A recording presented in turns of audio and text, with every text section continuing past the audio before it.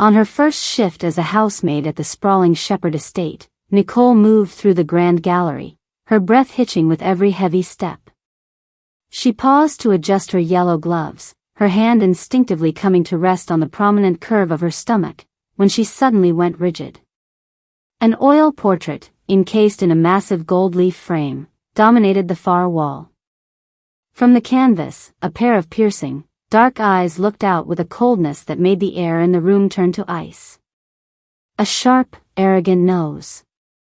A jawline that looked like it had been carved from granite. It was a face of absolute power and terrifying authority, but it was the specific, slight curve of the upper lip that made Nicole's world tilt. It was the same lip she saw every time she looked at her most recent ultrasound photo, the same feature she had fallen in love with a year ago.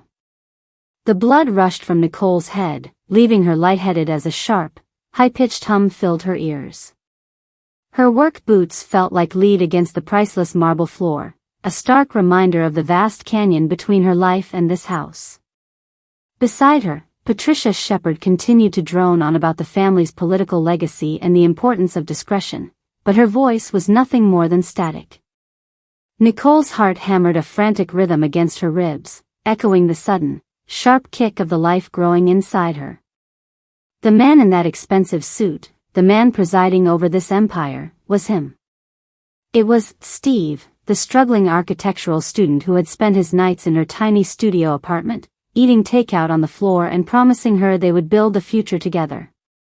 The man who had disappeared without a word the moment she told him she was carrying his child. The golden light of the late afternoon filtered through the floor-to-ceiling windows of the Sheperd gallery, illuminating dust motes that danced like tiny diamonds in the air. For Nicole, however, the air had grown thick and suffocating.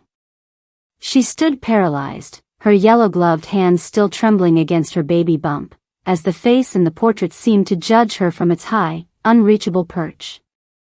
The man in the canvas, the man the world knew as Stephen Sheperd, was the same man who had once whispered that her laughter was the only music he ever wanted to hear. Patricia Sheperd stopped mid-sentence, her heels clicking sharply against the marble as she turned to face her new hire. She looked at Nicole's wide, terror-stricken eyes and then followed the line of the girl's pointing finger to the portrait of her son. A cold, practiced smile touched the matriarch's lips, though it didn't reach her eyes. "That is my son, Stephen," Patricia said, her voice like velvet wrapped around a blade. "He is currently overseeing our European acquisitions. But I fail to see why his likeness has caused you to forget your duties, Nicole. The baseboards in the East Wing will not polish themselves." Nicole felt a surge of heat beneath her skin, a mixture of shame and a sudden, fierce protectiveness for the child kicking against her ribs. The silence in the room stretched, heavy and taut, until it finally snapped. "Ma'am," Nicole whispered, her voice cracking before she found a sudden, desperate strength. "Ma'am, why is the man that got me pregnant the man in that portrait?" The silence that followed was absolute. A heavy crystal vase on a nearby pedestal seemed to vibrate with the tension. Patricia Sheperd didn't flinch, didn't gasp, and didn't blink. She simply stared at Nicole as if she were a microscopic stain on an otherwise perfect silk gown. Then, slowly, she crossed her arms, the diamonds on her fingers catching the light with a predatory glint. "I beg your pardon?" Patricia asked, her tone dropping an octave into a dangerous, low hum. "I knew him as Steve," Nicole said, the words tumbling out now, impossible to stop. "He told me he was an architect student. He lived in a fourth-floor walk-up on 5th Street. We were together for 6 months. He was there when I felt the first morning sickness. He promised he'd never leave.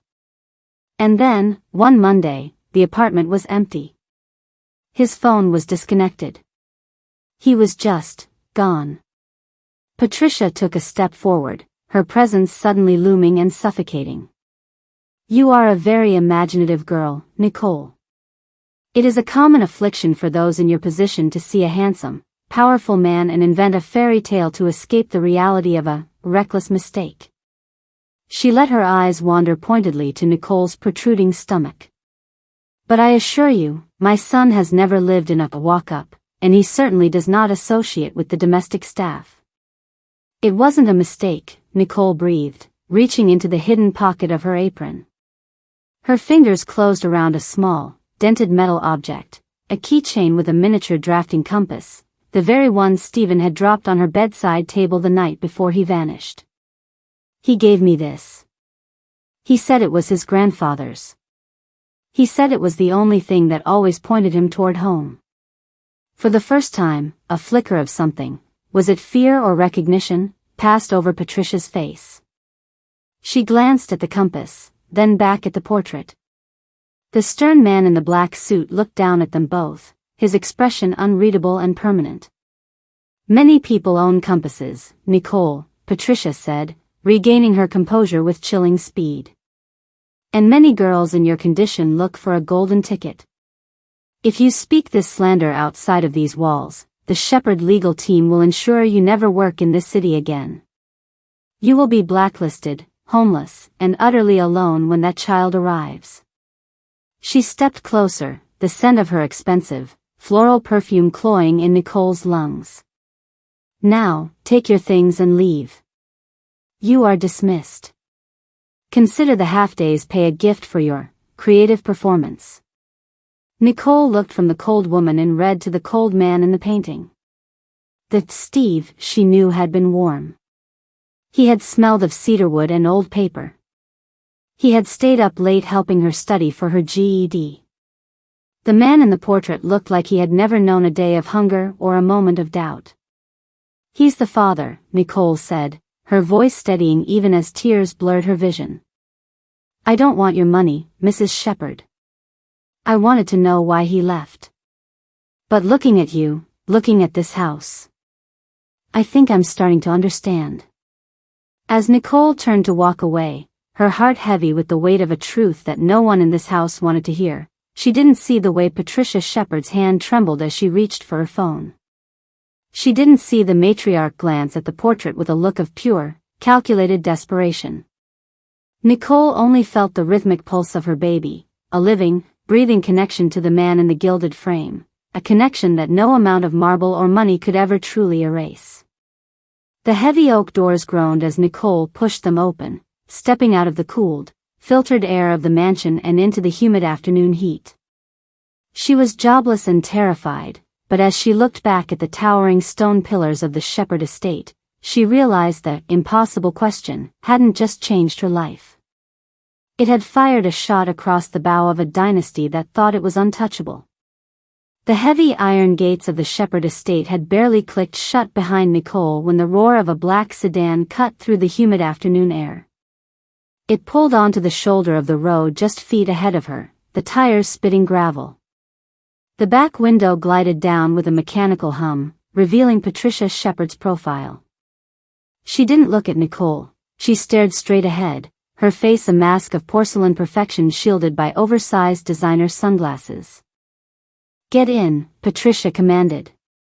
It wasn't an invitation, it was an order backed by generations of undisputed authority. Nicole hesitated, her hand resting protectively over the sharp kick of her baby.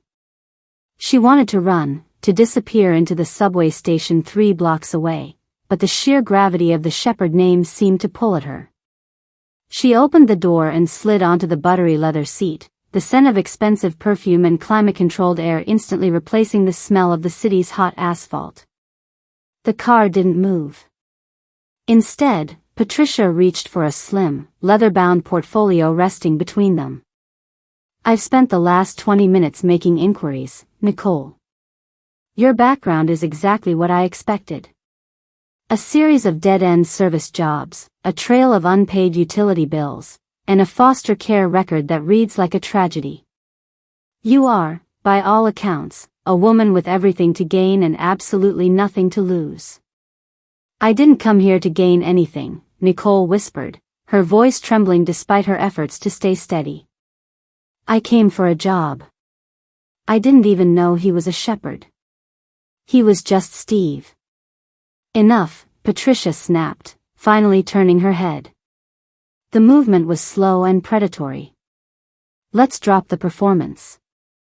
We both know why you're really here.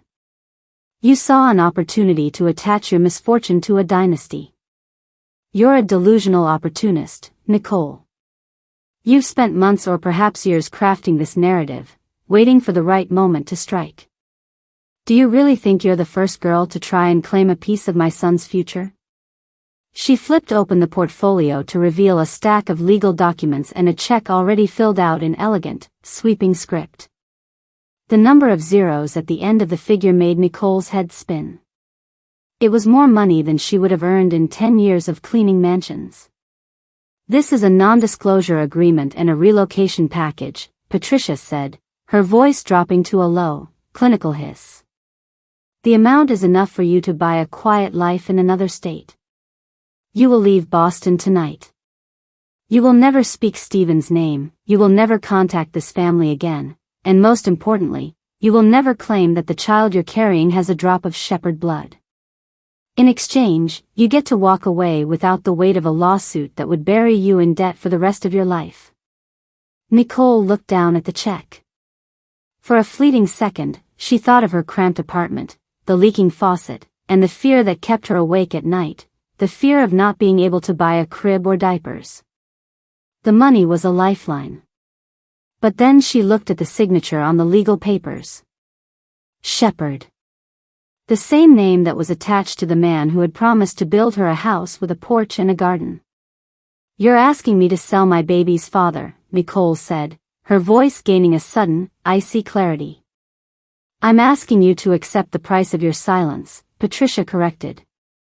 Because if you refuse, I will make sure the world sees you for exactly what you are, a grifter trying to trap an heir. I will hire investigators to pick apart every second of your life until there isn't a shred of dignity left for you to hold on to. Nicole felt a wave of nausea, but it wasn't from the pregnancy. It was the realization that Patricia wasn't just protecting a fortune, she was protecting a lie. You're afraid, Nicole realized aloud, her eyes meeting Patricia's through the dark lenses of the sunglasses. You aren't calling me a liar because you believe it. You're calling me a liar because you know I'm telling the truth. You know that Steve was real. And you know that if he finds out I'm here, your perfect family is over.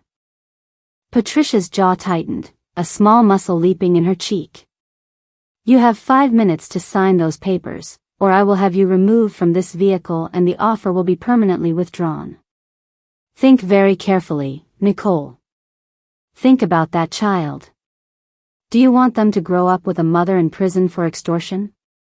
Because that is exactly where I will send you. Nicole reached for the door handle. The leather felt cold against her palm. You call me an opportunist because you can't imagine anyone wanting anything other than your money. But I loved him. And he loved me. Love is a luxury for people who can afford it, Patricia said coldly. You can't afford it. Maybe not, Nicole replied, pushing the door open and stepping back out into the heat. The humid air hit her like a physical blow, but she felt lighter than she had in months. She leaned back into the car one last time. But I can afford to tell the truth. Keep your check, Mrs. Sheperd. I think I'll keep my baby's name instead. She slammed the door shut before Patricia could respond. The sedan didn't linger, it peeled away instantly, leaving a cloud of exhaust and a deafening silence in its wake.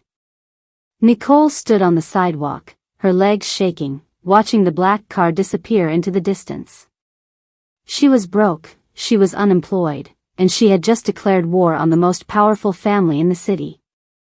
But as she began the long walk toward the train station, she felt a small, distinct movement in her womb. A reminder. A heartbeat. She wasn't just a maid anymore, and she wasn't just a victim. She was the bearer of the Sheperd's greatest secret, and for the first time, she knew that Patricia Sheperd was the one who should be afraid. The neon sign of the local diner buzzed with a low, irritating hum that matched the vibration in Nicole's nerves. She sat in a corner booth, a cold cup of herbal tea untouched in front of her, while the world outside the window rushed by in a blur of commuters and city buses. Her hand was tucked inside her worn canvas bag, her fingers tracing the glossy, slick edge of the ultrasound photo she had carried like a talisman for months. She knew Patricia Sheperd expected her to vanish. She knew the matriarch thought a girl from the foster system would be easily bought or bullied into silence. But as Nicole looked at the black and white image of the tiny life growing within her, she realized she had a weapon that no lawyer could argue away. It wasn't just about a face or a memory, it was about the cold, hard mathematics of time. 2 days later, Nicole stood at the servants' entrance of the Sheperd estate once more. She didn't ring the bell. She waited until the silver-haired estate manager came out to collect the morning post. "Tell Mrs. Sheperd I have the date," Nicole said, her voice quiet but unwavering. "Tell her if she doesn't see me, I'm going to the press with a calendar and a medical file." 10 minutes later, Nicole was back in the library, a room that smelled of ancient leather and expensive secrets. Patricia was standing by the window, her back to the door, her silhouette sharp and rigid against the morning light. She didn't turn around when Nicole entered. "You are persistent, I'll give you that," Patricia said, her voice dripping with fatigue. "I thought we settled the price of your departure." "You settled a price for a lie," Nicole replied, walking to the center of the room. She didn't wait for an invitation to speak. "I went back to my clinic. I looked at the conception date established by my first scan. October 14th. Patricia turned then, her eyes narrowing behind her designer frames. "Dates are easily manipulated, Nicole. You could have been with any number of men that week." "Except Stephen wasn't just any man, that week," Nicole countered. She pulled the ultrasound from her bag and laid it on the mahogany desk between them. Beside it, she placed a folded, yellowing receipt from a small Italian bistro in the North End. "This is from the night he told me he was moving to London for a special project. It's dated October 14th. He paid in cash, but he signed the guest book because I told him I wanted to remember our last real date."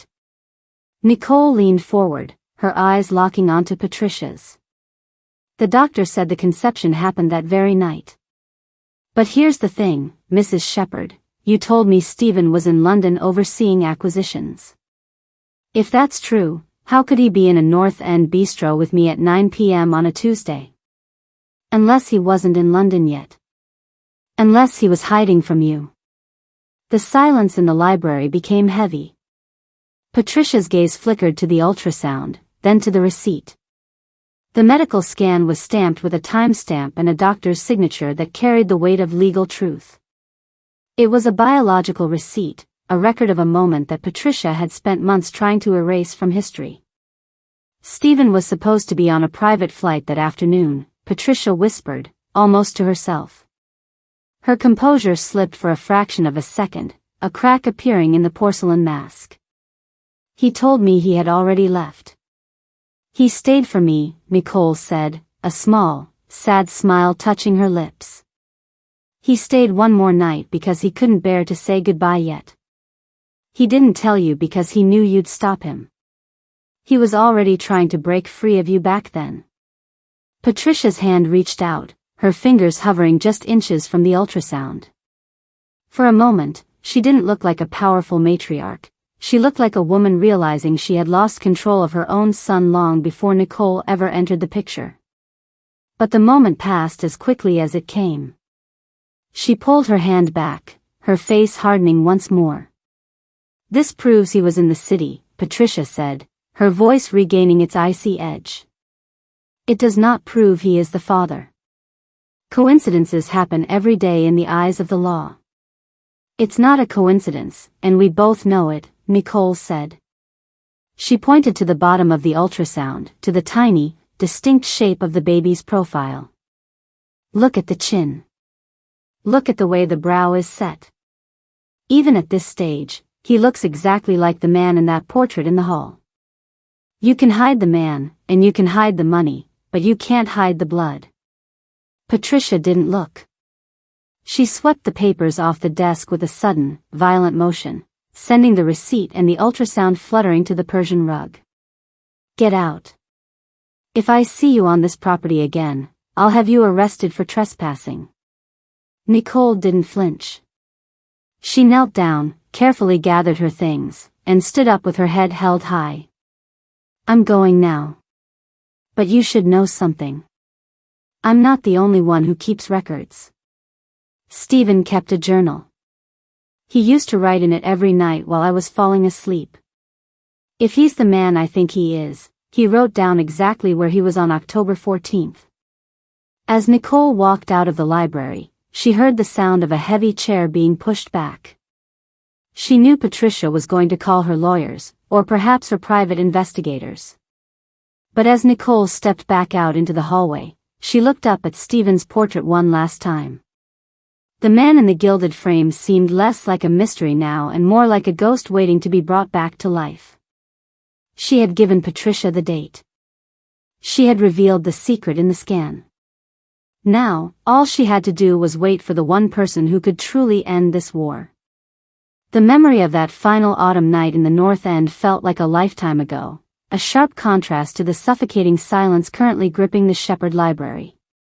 As Nicole stepped back out into the cool evening air, her mind drifted back to the moment the world had splintered, not for her, but for Stephen.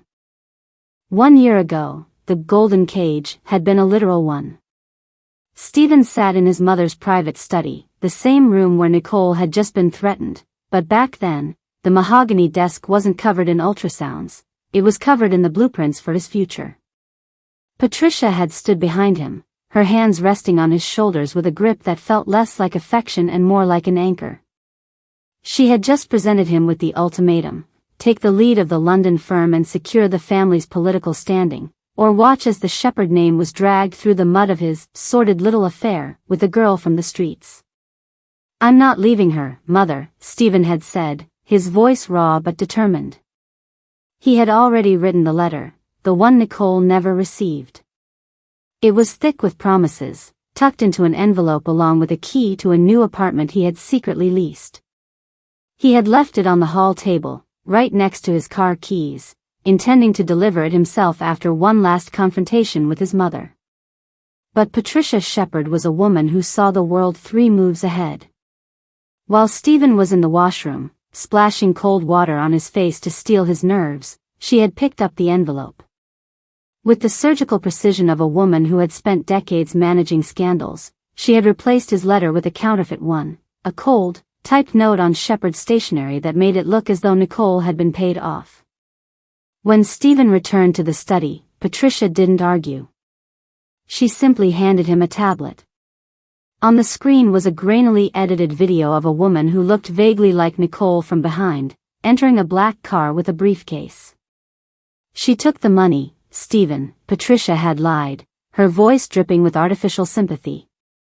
"I offered her a choice between you and a fresh start, and she didn't even hesitate. She's already moved out of her apartment. She's gone." Stephen had refused to believe it. He had driven to Nicole's studio apartment that night, his heart hammering against his ribs. He had banged on the door for an hour, but the landlord, who had been handed a $5,000 inconvenience fee by Patricia's assistant earlier that afternoon, simply told him that the girl had cleared out her things and left no forwarding address. "She said to tell you thanks for the head start," the landlord had lied, reciting the script Patricia had written for him. Stephen had stood in the rain-slicked alleyway, clutching the drafting compass in his pocket, the one he would eventually leave on Nicole's table during a final, desperate break-in a week later, hoping she would return. But Patricia had intercepted every letter he sent after that. She had caught the couriers, blocked the burner phones, and slowly, brick by brick, built a wall of silence between them. She had convinced him that Nicole was an opportunist who had used him, while simultaneously convincing the world that Stephen was a dutiful son who had finally outgrown his rebellious phase. In the present day, Nicole walked toward the subway, unaware of the stack of intercepted letters currently sitting in a locked safe in Patricia's dressing room. She didn't know that Stephen had spent his first 3 months in London drinking himself into a stupor, staring at the phone and waiting for a call that Patricia had made sure would never connect. The golden cage had worked. Stephen had eventually stopped fighting and started leading. He had become the cold, emotionless man in the black suit, the man in the portrait who looked like he had never known a moment of doubt. He believed Nicole had betrayed him for money, and Nicole believed he had abandoned her for power. But as the train screeched into the station, Nicole felt a sudden, sharp clarity. The ultrasound wasn't just proof of a baby, it was proof that the timeline Patricia had constructed was a lie. If Stephen really thought she had taken the money and run in October, why had he left his grandfather's compass on her table in November? The cage was made of gold, but Nicole was beginning to realize that the lock was made of paper, and she held the match that could burn it all down. The Sheperd estate was a sea of shimmering silk and sharp tuxedos, the air heavy with the scent of lilies and the artificial warmth of political chatter. For Nicole, the gala was a nightmare of visibility. Despite Patricia's earlier dismissal, a desperate shortage of staff for the year's most prestigious fundraiser had forced the estate manager to ignore the matriarch's silent war and pull Nicole back into service. Dressed in her fresh blue uniform, her pregnancy masked slightly by a heavy black apron, she moved like a ghost through the crowd, carrying a silver tray of champagne. Her heart did not stop when the front doors opened, nor when the hush fell over the room. It stopped when she heard his voice, a voice that had once been soft and full of laughter, now flattened into a cold, professional baritone. "I'm told the London numbers are ahead of schedule, Mother. I assume that meets your expectations." Nicole frozen near a towering floral arrangement, the weight of the silver tray suddenly feeling like an anchor. Through the gaps in the crowd, she saw him. Stephen. He was no longer the man in the rumpled sweaters who had shared her studio apartment. He was the man from the portrait brought to terrifying life.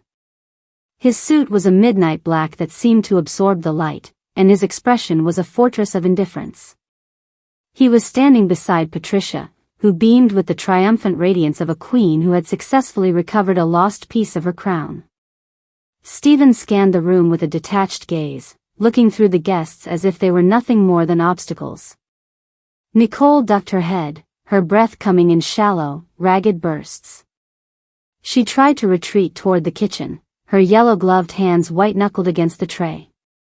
"Champagne, sir?" a nearby guest asked, reaching toward Nicole as she tried to slip past.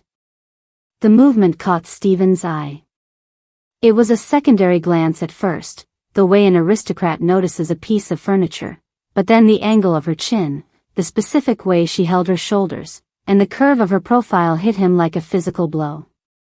The silence that followed wasn't the polite quiet of the gala, it was the roar of a world collapsing.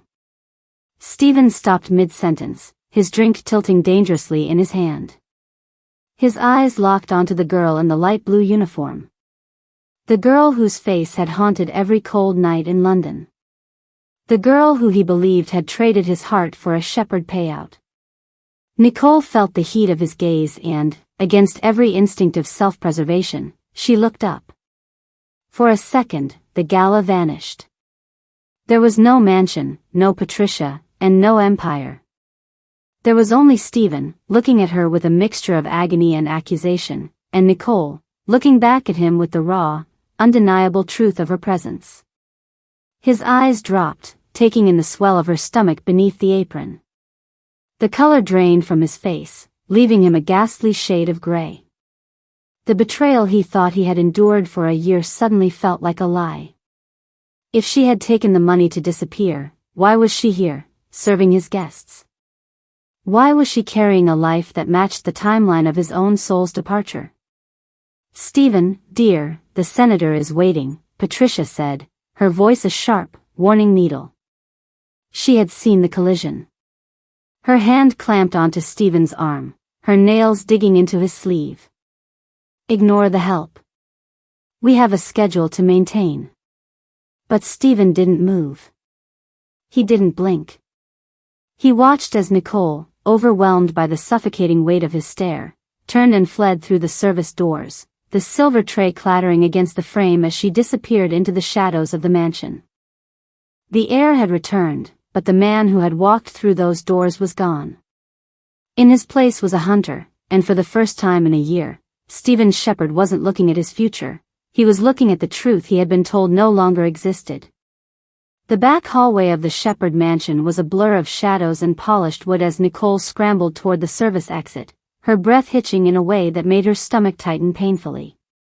She reached the heavy oak door of the library, intending to cut through the quietest part of the house to reach the staff lockers, but a hand slammed against the wood just above her head, forcing the door shut before she could cross the threshold. Turn around. The voice was no longer the cold, public baritone of the heir to an empire. It was jagged, breathless, and dangerously close. Nicole turned slowly, her back pressed against the library door, her hands clutching the edges of her apron as if it were armor. Stephen stood before her, his tuxedo jacket discarded somewhere in the hallway, his white shirt unbuttoned at the collar. The fortress of indifference she had seen in the gala had crumbled, leaving behind a man who looked like he had just seen a ghost. "Stephen," she whispered, the name feeling like a sin in this house. "They told me you were gone," he rasped, his eyes searching her face with a desperation that bordered on agony. "They told me you took a settlement. They showed me a video of you leaving with a suitcase, Nicole. I went to your apartment. The landlord said you'd moved on to someone who could actually afford you." "I never left," Nicole said, her voice trembling but gaining heat. "I waited. I sat in that studio for 3 months until the eviction notice came. I called your number until it was disconnected. I thought you had just outgrown me. That the Steve, who liked cheap takeout, was just a character you played until you got bored." Stephen's gaze dropped then, falling to the unmistakable swell of her pregnancy. He reached out, his hand hovering in the air, trembling, before he finally pressed his palm against the fabric of her uniform. When he felt the sharp, distinct kick of the child beneath the surface, he let out a sound that was half sob, half gasp. "How far along?" he choked out. 7 months, Nicole said, tears finally spilling over. "The night at the bistro, Stephen. The night you told me you were leaving for London. You said you'd send for me in a week. I've been waiting a lot longer than a week." Stephen stepped back, his face contorting as the pieces of a year-long deception began to click into place with the violence of a car crash. "My mother," he breathed, the name coming out as a curse. "She intercepted my letters. She told me you vanished. She said the girl I loved was nothing more than an opportunist who had a price. She tried to buy me again today," Nicole said, reaching into her pocket and pulling out the crumpled medical receipt and the ultrasound photo she had refused to leave behind. "She called me a delusional grifter. She told me if I didn't sign her papers and leave the state, she'd have me arrested for extortion. She said the Sheperds don't associate with the help." Stephen took the ultrasound, his fingers tracing the tiny, curved spine of his child. The glass of the library's display case seemed to shiver as the front doors of the room burst open. Patricia Sheperd stood there, her silhouette framed by the light of the hallway, her expression one of frozen, aristocratic fury. "Stephen, that is enough," Patricia commanded, her voice like a whip. "The girl is a professional. She knew you were coming back, and she positioned herself to cause a scene. Do not let your sentimentality ruin everything we have built." Stephen turned to his mother, and for the first time in his life, the golden sun was gone. He held up the ultrasound, his eyes burning with a fire that made Patricia take a half step back. "You told me she was gone, Mother. You told me she didn't want the life I offered. You let me believe for an entire year that I was a fool for loving her, while you knew she was carrying my child and scrubbing your floors. I did what was necessary for the legacy." Patricia hissed, her composure finally shattering. A girl like that, a foster child with no history, no breeding, she would have been the end of your political career before it started. I gave her a chance to leave with dignity. She chose to stay and crawl back in through the servants' entrance. She didn't crawl, Stephen said, his voice dropping to a terrifying, quiet level. She stood her ground. Which is more than I can say for myself. He looked back at Nicole, seeing the yellow gloves she still clutched, the uniform she wore, and the exhaustion etched into her features. The man in the portrait was dead. The Steve, who had sat on a studio floor eating takeout, was back, but this time, he had the power of a dynasty behind him and the fury of a man who had been robbed of his soul. Pack your things, Nicole, Stephen said, not looking away from his mother. Stephen, don't be absurd, Patricia sneered. Where do you think you're taking her? To a hotel? The press will be on you within the hour. I'm taking her home, Stephen replied, his voice ringing through the library. And tomorrow, I'm going to call a press conference. But I won't be talking about the acquisitions in London. I'm going to talk about the Sheperd family's new heir. And I'm going to talk about the woman who actually has the strength to carry the name. He reached out and took Nicole's hand, his fingers locking with hers. The glass of the Sheperd legacy hadn't just shivered, it had shattered, and as Stephen led Nicole past his mother and out toward the grand foyer, he didn't look back at the portraits on the wall. He was finally looking at the future, and for the first time, it wasn't a blueprint, it was a heartbeat. The silence that followed Stephen's declaration was not empty, it was heavy, pressurized by the weight of 3 generations of Sheperd pride. Patricia stood at the edge of the library's Persian rug, her shadow long and sharp against the mahogany bookshelves. She didn't scream or break the crystal glass in her hand. Instead, she set it down on a side table with a click so precise it sounded like a hammer cocking on a pistol. You speak of home and heirs as if life is a sentimental novel, Stephen, Patricia said, her voice regaining its terrifying, rhythmic composure. But you are forgetting that the house you wish to take her to, the cars you drive, and the very air you breathe in this city are subsidized by the Sheperd Trust. A trust that I control. Stephen didn't let go of Nicole's hand. He felt her fingers tremble, her palm damp against his, but he squeezed tighter, pulling her slightly closer to his side. I'm not interested in the trust, Mother. I'm interested in the truth. The truth is a luxury you cannot afford, Patricia countered, taking a slow, predatory step toward them. If you walk out of those doors with that girl, you walk out with nothing.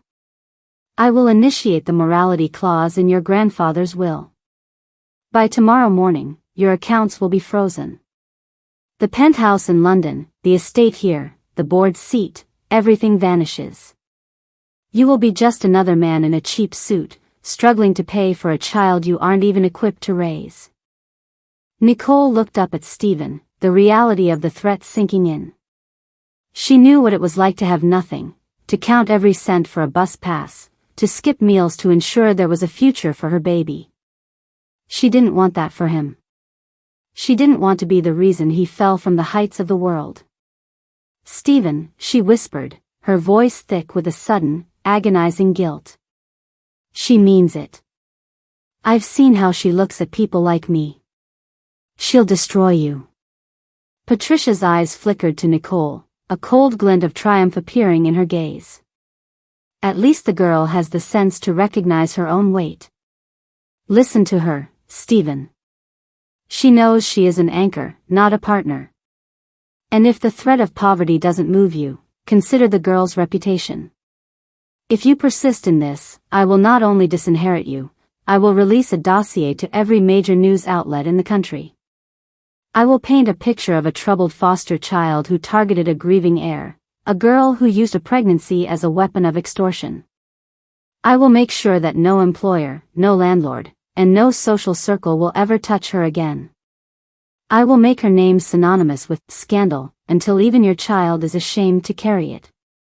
The air in the library felt thin, as if the wealth and history surrounding them were sucking the oxygen out of the room.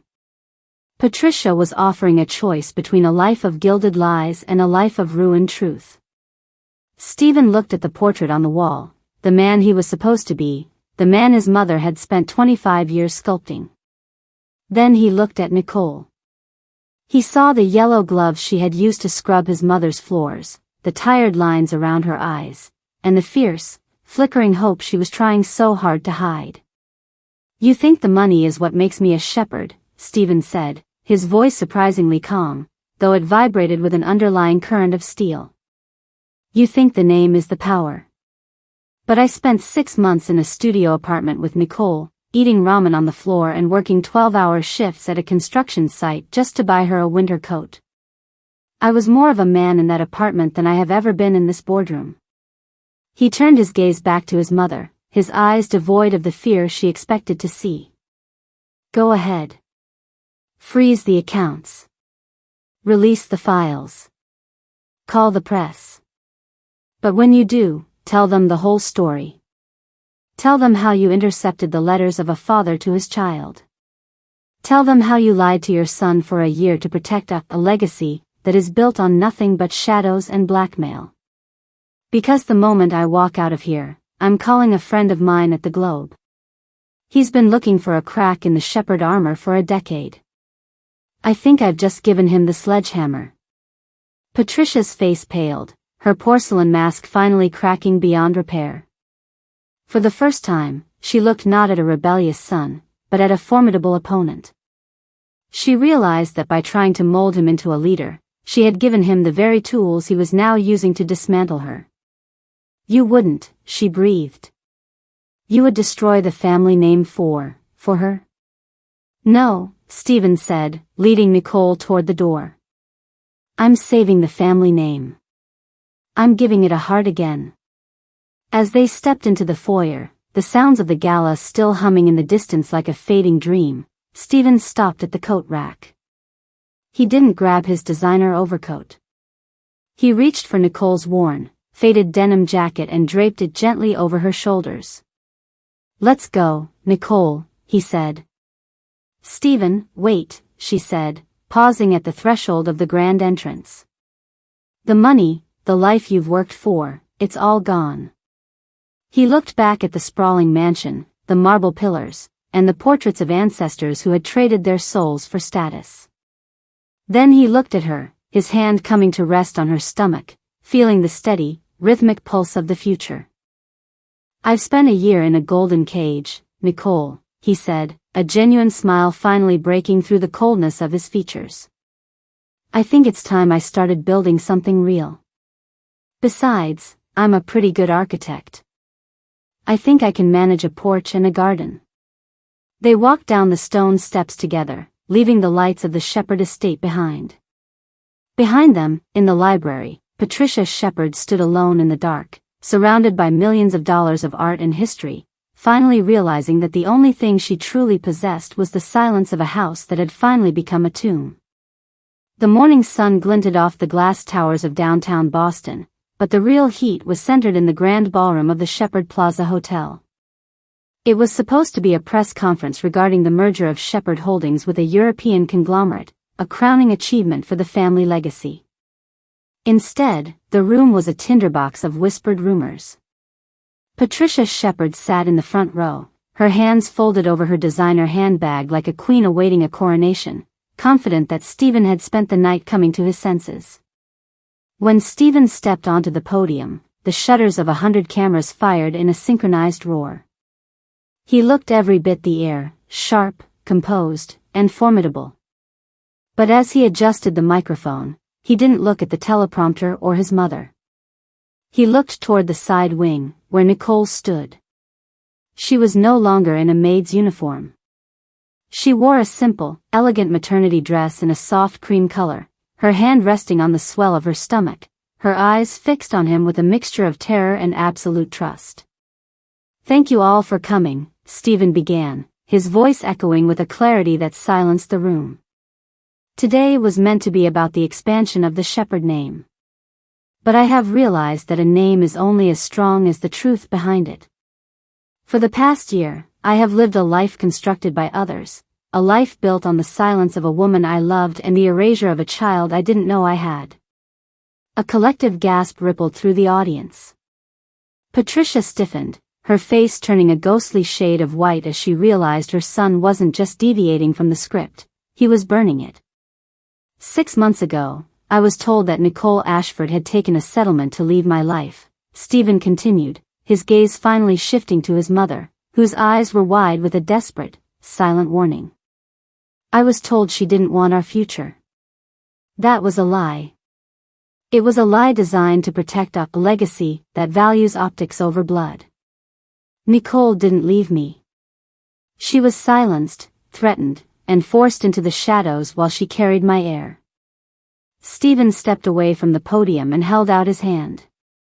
Nicole took a shaky breath and walked onto the stage. The flashes became a blinding wall of white light, but Stephen didn't let her go. He tucked her arm into his, shielding her from the predatory energy of the press. "This is Nicole," he said, his voice dropping into a tone of fierce protection. "And the child she is carrying is a Sheperd. Not because of a trust fund or a board seat, but because they are mine. Effective immediately, I am resigning from all positions within Sheperd Holdings. I am relinquishing my inheritance and my claim to the family estate." The room erupted. Reporters surged forward, their questions a chaotic blur, but Stephen spoke over them. "My mother once told me that the Sheperd name was everything. She was wrong. The name is just a word. The man I am when I am with Nicole, and the father I will be to this child, that is the only legacy I am interested in building." He turned to Nicole and leaned down, whispering something only she could hear, before placing a firm, lingering kiss on her forehead. It was a public reclamation of the Steve she had known in the studio apartment, the man who didn't need a gilded frame to be seen. As they walked off the stage, ignored the shouting journalists and the crumbling figure of Patricia Sheperd in the front row, Nicole felt the heavy weight of the last few days finally lift. The dynasty was broken, the scandal was unleashed, and they were walking into a world where they had nothing but each other. But as Stephen led her out into the crisp morning air, his hand never leaving hers, she realized that for the first time in her life, she wasn't afraid of the future. She was finally home. The autumn air in Brookline was crisp, carrying the scent of turning leaves and wood smoke, a far cry from the stifling, perfume-heavy atmosphere of the Sheperd estate.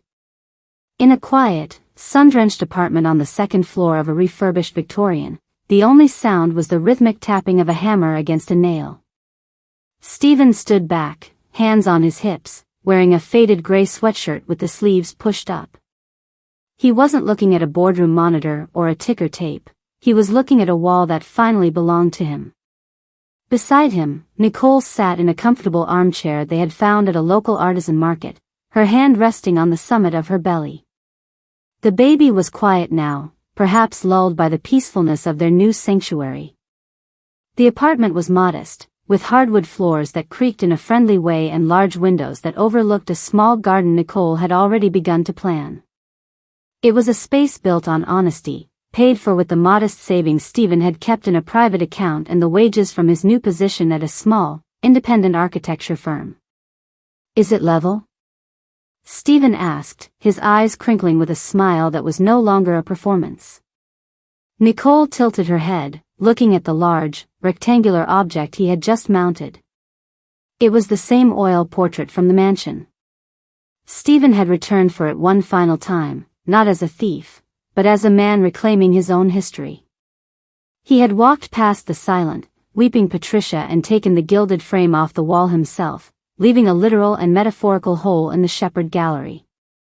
"It's perfect," Nicole said softly. They both looked at the man in the painting. The stern, cold expression and the midnight black suit seemed out of place against the warm, eggshell-colored walls of their living room. In the mansion, the portrait had been an idol of power, a symbol of a dynasty that crushed anything it couldn't control. Here, it was merely a reminder, a before photo of a man who had been lost in a golden cage. Stephen walked over to Nicole and knelt by her chair, taking her hand in his. His fingers, once manicured for gala events, now bore the slight calluses of a man who spent his days over drafting tables and his evenings building flat-pack furniture. "I look at him, and I don't even recognize him," Stephen whispered, nodding toward the canvas. "He looks so lonely."